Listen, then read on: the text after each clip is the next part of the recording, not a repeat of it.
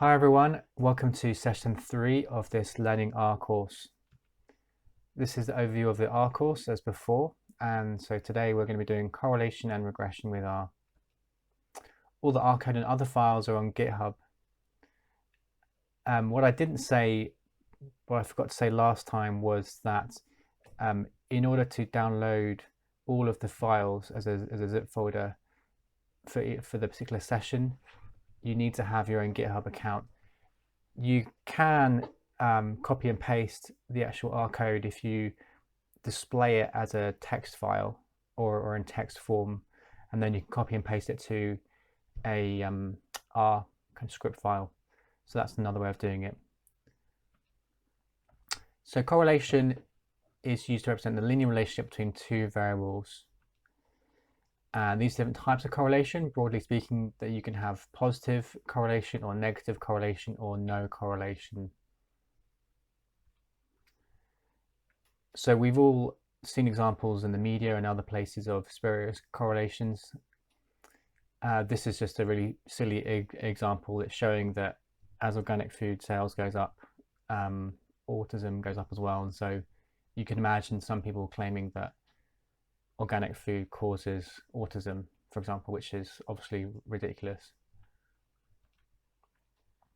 So correlation, as I said, correlation is used to represent the linear relationship between two variables, but having two variables that correlate does not mean you have causation. You need to demonstrate causality through your experimental design. Regression is similar to correlation, but you must have dependent and independent variables, and it describes how the two variables are related. In an ideal world, we'll control the independent variable, but failing that, we need to ensure we've already done some kind of controlled experiment, and I'm just going to give an example of that in the next slide. So just take a few seconds and look at these two graphs and ask yourself what's the difference in how the measurements are made. And hopefully what you should see is that on the left-hand side, measurements have been made in both the x variable and the y variable, but on the right-hand side, we've controlled that it's a controlled experiment, as in we've set different levels of UV treatment, and then we've made measurements only in the y. So measurements in x and y usually that's associated with correlation, and when we manipulate x and make measurements in y, that's usually regression. In this case, what we're trying to predict or understand is the risk of skin cancer. And so in this controlled experiment on the right, they've taken some mice and they've exposed them to different levels of UV, and they've then recorded the number that got skin cancer. But you obviously can't do that with human beings. So I mention this because we can do regression on the data from the left plot, but only once we've established the link between exposure and cancer using a controlled experiment on the right plot. So this is the key thing, is that you generally speaking, correlation doesn't imply causation, but when it might imply causation is if you've already got other information to back up that claim. You can't use the correlation on its own to then proceed to regression or to proceed to implying some kind of causality. So that's the kind of difference. The coefficient of determination, R squared.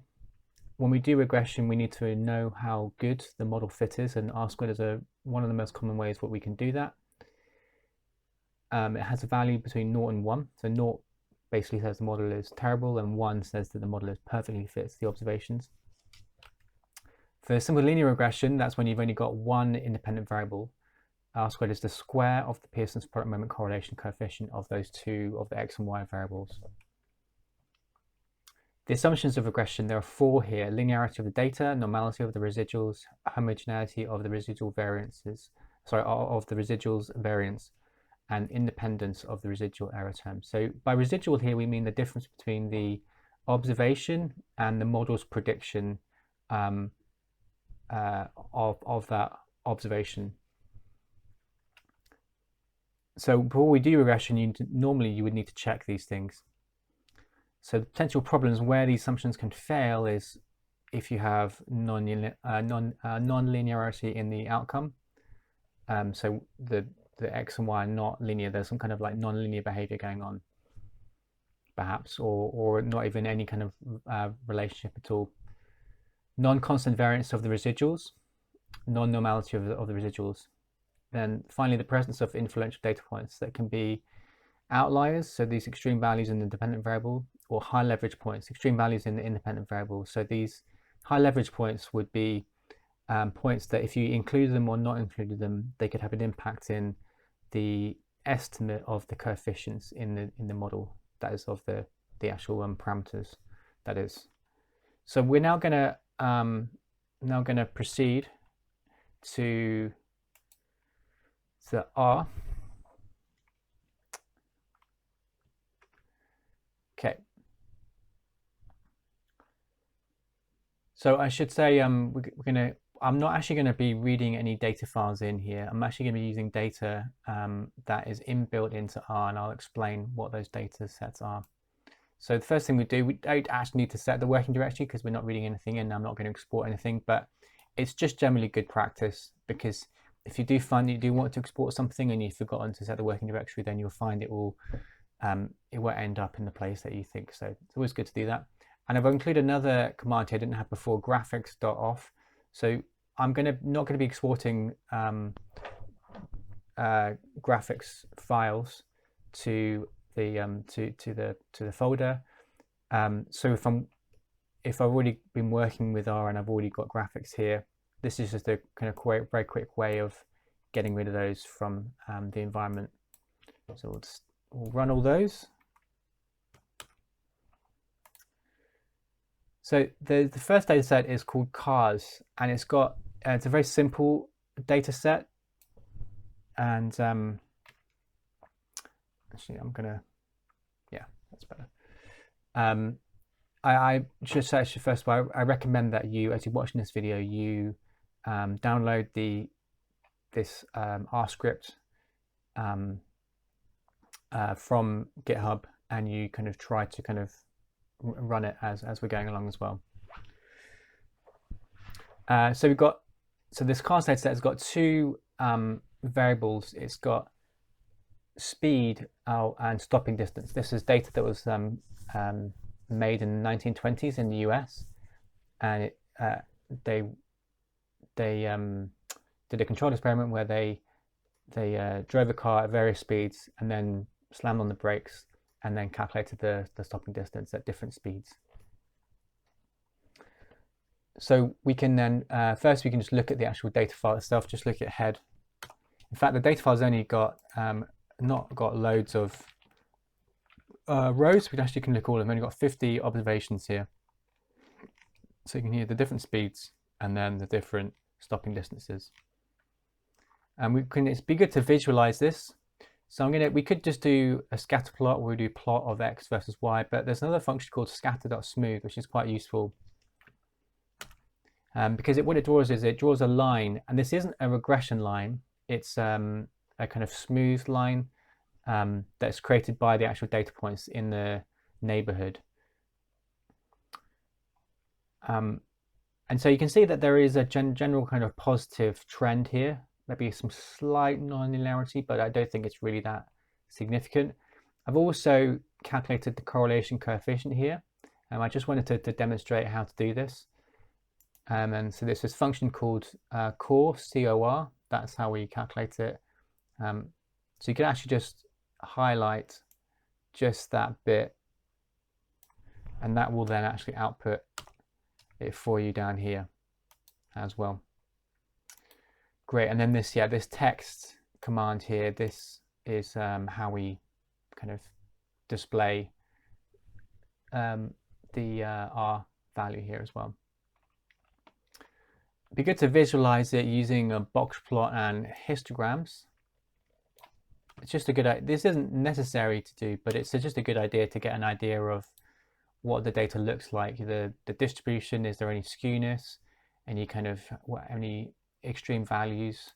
So these just you don't need to kind of be really go crazy about labeling it in a very serious way. This is why I'm not outputting it, because it's just to file. Just as a good, we want to be able to kind of do these kind of checks fairly quickly and be able to visualize them fairly quickly. So that all seems fine. Now, before we do, we have to obviously check the assumptions, but to check the assumptions, we need to actually build a linear model. So the linear model, you build it using this function called LM here. And we've got two variables, distance and speed. And this is kind of the general kind of format we use, the arguments that we use for it.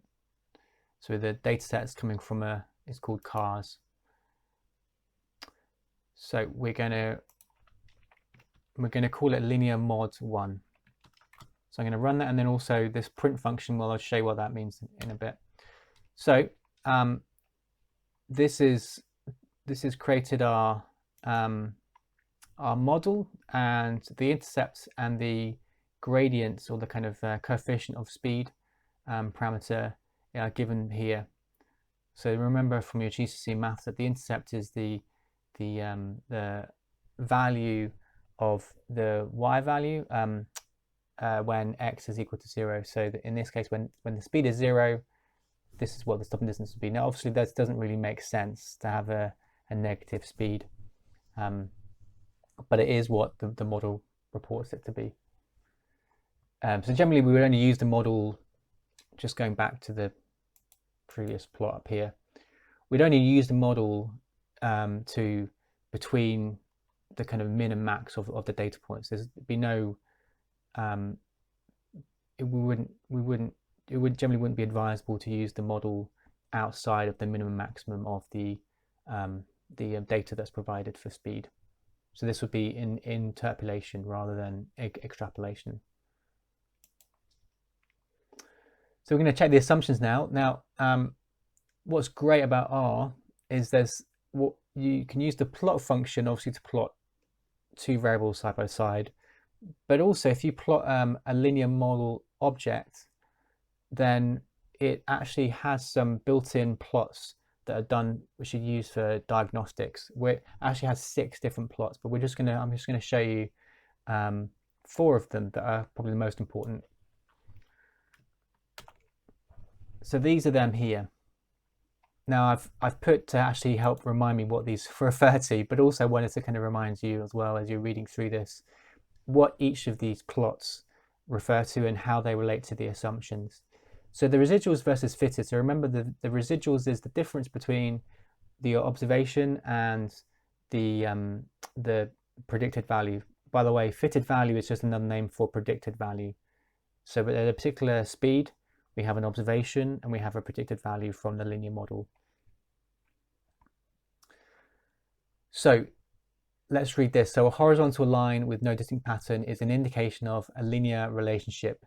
If there is no clear pattern in the residuals and they are equally spread around the y equals 0 line, then this indicates a constant variance in the residuals. So we can see an approximate straight line. It's not perfect. It's never going to be perfect. There is some very, very slight curvature here. You'd have to use your judgment about whether you thought that was big enough. Some people would say it is, some people would say it isn't. But it's certainly, there'd be many other examples where you would see much bigger differences. So this would just come, the judgment would just come with experience. So this, we would, basically, we have very large residuals, then what this means is that your observation and your predicted values are very far away. So this would be an indication of non-linearity. I mean, you only have it for a couple of points, but for the most part, they are fairly close to the y equals 0 line, and they are fairly evenly spread around that. The normal QQ plot, this stands for quantile plot. What you've got here is you've got the standardized residuals. That means the residuals, then you've divided it by the standard deviation. And you've then compared it with the theoretical quantiles from a standard normal distribution. And what you should find is the points should lie on the one-to-one line. And if they do, there will be some slight deviation from it, but when you have non-normality in the residuals, you'll find that this would be really, really far away, it would be like a really big curve in here. So you want an approximate correspondence between the theoretical quantiles and the actual quantiles. And then the third one, the scale location down here. So you use to check the homogeneity of the variance of the residuals. So that means that the variance doesn't change as you go from low fitted values to high fitted values. It stays about constant. And we are kind of seeing that there is a slight difference in this, you know, from the kind of lowest to the minimum points in this plot. But broadly speaking, you'd think that it was fairly even, and this line is fairly flat. Again, it's not perfect, but it's good enough. And then finally, the residuals versus leverage. So this is indicating the actual points, the observations that you've put into the actual regression model, and how influential they are, particularly in the independent variable, particular levels of speed that you've done. So what we should, the key thing to take away from here is that if the Cook's distance is close to 1, or there are big differences between distances of certain observations to other ones, then this would indicate that we might need to investigate those observations. So you might want to investigate this particular observation 49. This tells us that if we were to remove this, it could have a big impact into the estimates of these coefficients here, or it could have some impact, maybe not a very large one, but it will have more of an impact than if we were to remove other observations. And then finally, we can do another plot. This is something that I've done, and this is another useful one. So we've plotted the standardized residuals versus the fitted values. And standardized residuals are important because they should be, what you had before was actually the square root of the standardized residuals here. And we have got them right here as well, I suppose. But what I've done here is they, for the most part, should be between minus 1.96 and 1.96. There are a couple of outside it, and that's probably fine. But we don't really want a lot outside there. But these 3 points correspond to these points here, 23, 35, and 49, and also these guys here as well. So the 23 and the 30 and the 49 here as well. So that's just something to be aware of. It's nothing to be really concerned about, but it's just something that you may want to do some investigation about removing these observations and their impact on the model itself. So, and then finally, we use a summary command to look at the actual the kind of stats basically of the actual model. So this gives all the information to the model. So the estimates were given before, but now we get more information.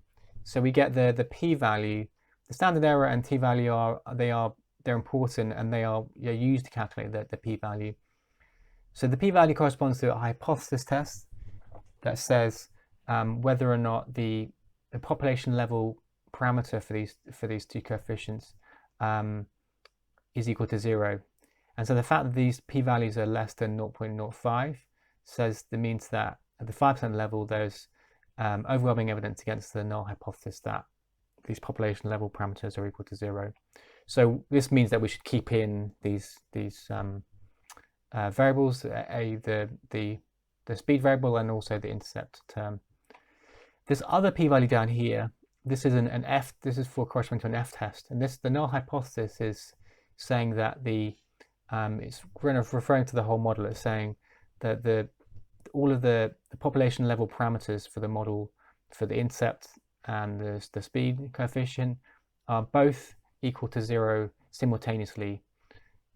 And so the fact that that's a lot less than 0.05 tells you that we should keep the model. If this was more than 0.05, this would basically tell you that the model is terrible and you shouldn't use it.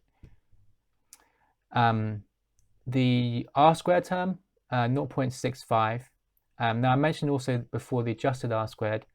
This is similar, but we generally would find that it would be slightly smaller than the multiple R-squared. You'll find the difference between multiple R-squared and adjusted R-squared will be bigger the more variables, independent variables that you include in the model. Okay, so we're now going to go to multiple linear regression. This is where we have more than 2 independent variables. We're going to use another inbuilt dataset called MT-cars, and I'm just going to show you what this looks like. This has lots of different variables here, and we're just going to use a few of them. So what we're trying to do in this model is we are trying to predict the miles per gallon of different cars based on certain characteristics. So you can imagine that this would be useful, this model might be useful for predicting something where you typically have to go out on a test drive to kind of measure what the miles per gallon are, and all the other instrumentation that would be needed for that. Whereas if you have some kind of known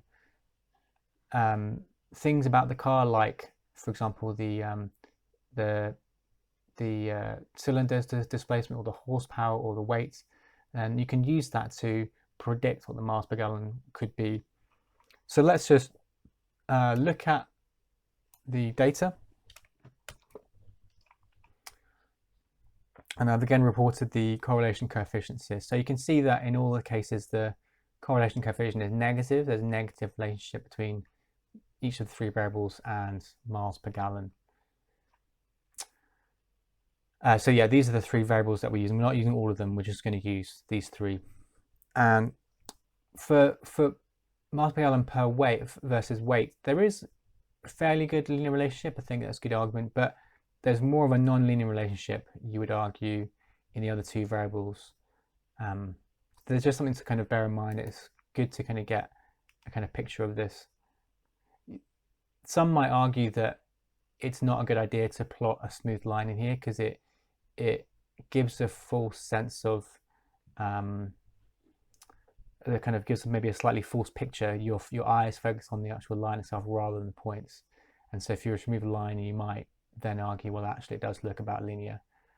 But I think it is quite a good, I prefer having it in, but you can make your own decision. So we're going to plot the box plots and the histograms again. So the box plots here, and again, it's just sanity tests and checks, just making sure there's no, the data's not like really skewed in one direction. It wouldn't necessarily matter if it was or wouldn't. I mean, it could make a difference, but it's more just to get an idea, actually to look at the actual data, look at the distribution of data, and to kind of make sense of it. That's the main point of doing these initial plots. Okay, so they look all fine. We're now going to build a model. And so we're putting miles per gallon, and we've got 3 independent variables: the cylinder displacement, horsepower, and the weight. And so this is our linear model. This is what it looks like.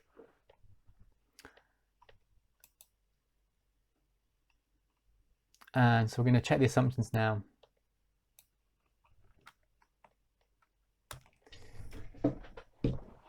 Okay, so you can see that unlike the previous model, with the simple linear regression, this line is a lot more curved, and this is a cause for concern. There's definitely some kind of pattern in these points, and this would make it challenging to really feel confident that there is a linear relationship. And this does make sense because, as you saw when we went to the other plots, there was definitely a non-linear relationship. It wasn't really, or maybe not a very strong non-linear, but it was difficult to argue that it was a strictly linear relationship. So this does make sense. The normality check is fine. This plot's also fine. We've got a fairly straight red line, and the points are fairly randomly or evenly scattered.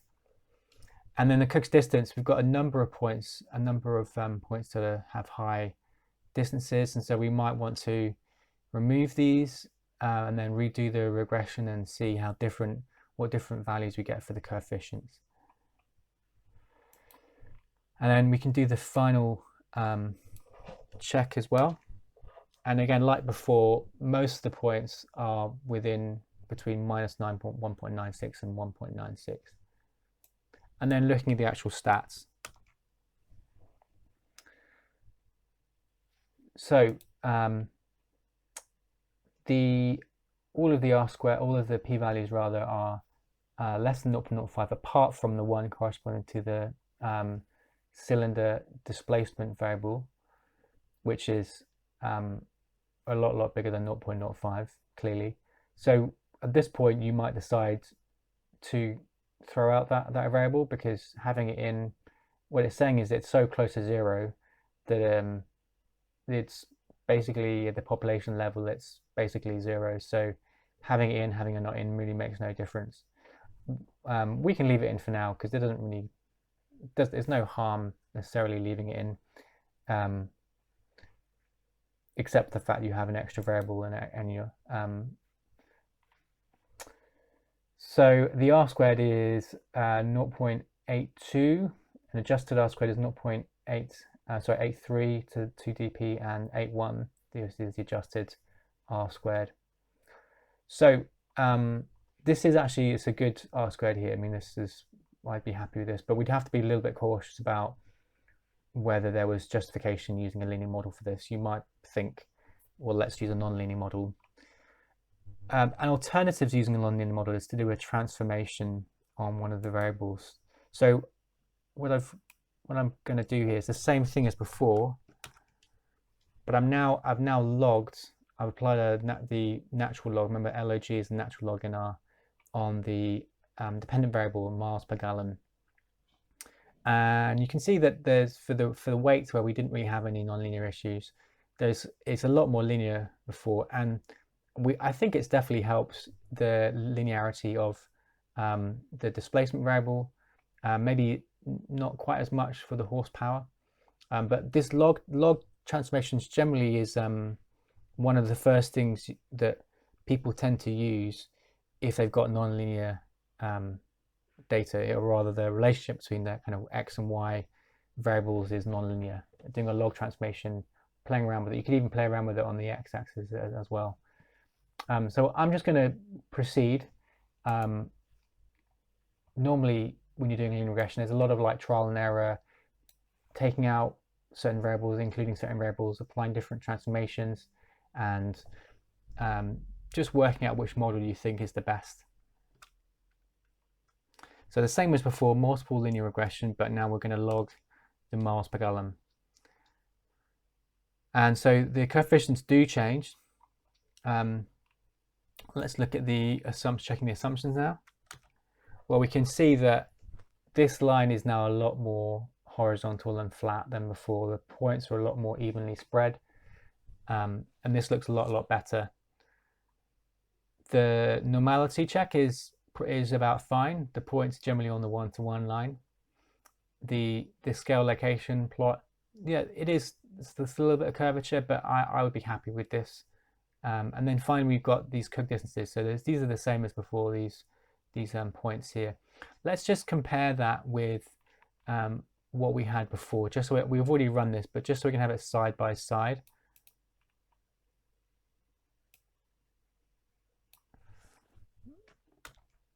So that was what we had before with the MPG model. They've had the really big curve here, and this is what we've just produced when we logged it. So there is a massive difference. And there are some slight differences in which points are kind of causing kind of potential problems, or so these checks are really important because they kind of mean that they give you some insight into the data and how you might go about doing regression. It doesn't mean that your model is necessarily not good. It just means that you might need to adapt it. Let's look at the summary finally.